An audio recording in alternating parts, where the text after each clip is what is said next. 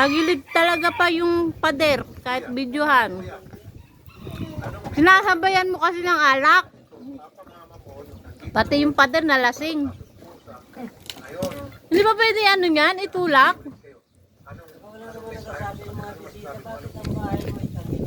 Tagilid nga pa.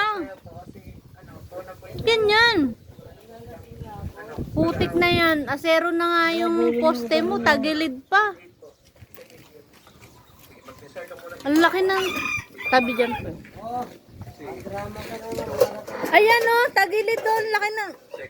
Diba yung poste na yan, tagilid. O, pa sinundan.